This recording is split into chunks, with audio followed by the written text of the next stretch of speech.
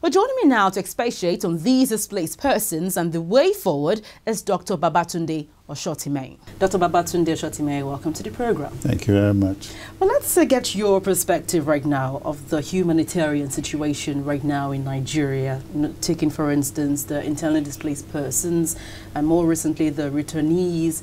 We've just had a whole board of activities going on, of course, in negative light. Not many people are happy about what has gone down so far. What's your perspective of that? Let me start by saying we know for a fact that close to 5 million people have been affected by this in like 6 states, but extending beyond those 6 states in the Northeast. And they've been affected in different ways. Some have lost their homes, some have been abducted. You say 5 million people? About, that's the estimate that we work with. Some have been abducted, and some have lost their lives in this. And I think we need to look at this in that context and ask ourselves, so what are we doing in terms of response? Now, we're happy.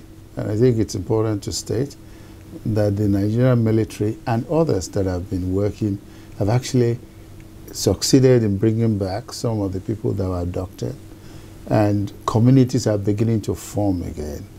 But of course, we realize that this is the beginning of recovery, and there's going to be a lot of work to do to get people back to their normal lives. If you see the context of what we're talking about. Now, it is important to talk to two things. First is that the most vulnerable in all of that are women and girls. And in the context of this, also to mention the Chibok girls that actually resulted in the international response to what was happening in the Northeast. And to say that that was, of course, just the tip of the iceberg, because this had started way before then, and that was just to, what happened to bring to focus what we had to do in the Northeast. Now, for UNFPA, which I represent, we've been there all along. We've positioned ourselves helping women and girls and young people to be able to cope with this in doing different things. And I want to say that we're quite proud of the work we've done, and will continue to do for recovery of different people and communities in the Northeast. Even the information about those who were rescued seemed a little different. One thing stood clear, that a lot of the girls who were rescued got pregnant. You men on the field, what sort of feedback did they give to you? Well, the feedback we have is that in Yola, where quite a number of them were positioned until they were moved, and also in the camps in Maiduguri and so, yes, quite a number of them came back pregnant.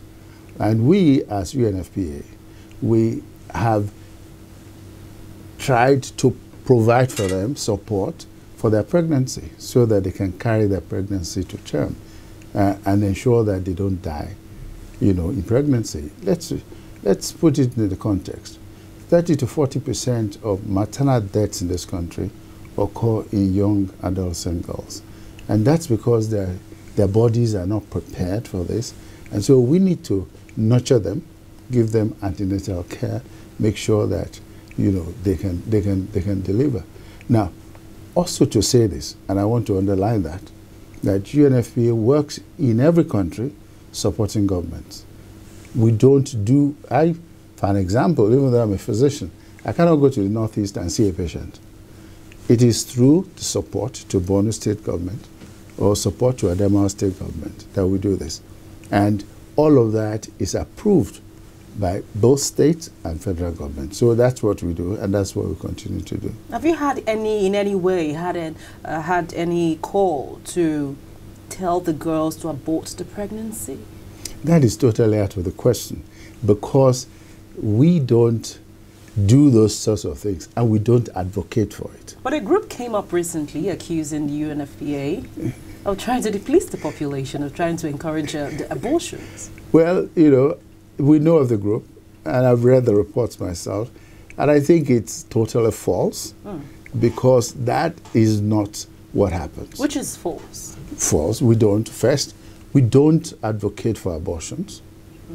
2, we don't depopulate countries.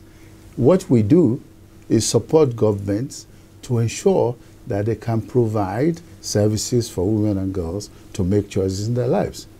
And I have to say, the UNFPA does support governments in providing family planning. Family planning is an important part of empowerment of women and their lives. So they can have children when they want it, they can space their children so that they can also be healthy, and their children will be healthy. And I think that has been proven as one of the best interventions for building human capital in the world. So we do that. But abortion's out of the question. Are you saying that if any of the girls came up to the agency asking that she needs an abortion, what would you proffer as a solution? I want to say that we are not there to receive the girls directly ourselves. Yes. So if such a matter landed on your table. The point I'm making is that we are not the first responder. So if a girl is released to Yola or to Maiduguri, that girl would have to see a medical officer, a nurse, or a medical worker from Adamawa State or from Borno State. It's not from us. What would you recommend? What would I recommend? Yes, as a physician?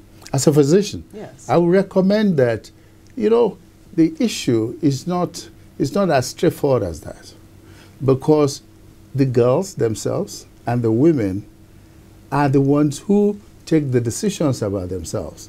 So what I would recommend is that we keep them alive, we keep them healthy, and we make them go through their pregnancies in the ways that it's best possible. Interesting. Now, I'm wondering, how are you collaborating with the national authorities who are directly in charge of rescue, for instance, NEMA? I know your men are also on the field. We also have Red Cross also helping out in this regard. How you? We work with NEMA because, you know, the Nigerian government has that umbrella organization that coordinates our activities. As UNFPA, we work with NEMA, and we do provide services for NEMA. And let me say, this is not the first time we're doing this. When the floods hit Nigeria in 2010, we were there. We provided services for women and girls on the ground, and we worked at that time through NEMA. It's important that Nigeria should be in charge of what goes on to its citizens, both services and activities of every one of us, because it is only then that you have the synergy and you get maximum out of the dollars that are spent, and we have no problems with that, and we work with them. Okay, hold on with your thought. We'll be back. We're still with the Executive Director of the United Nations Populations Fund, and we're on the issue of how the returnees and, of course, displaced persons are going through the rehabilitation process. Please stay with us.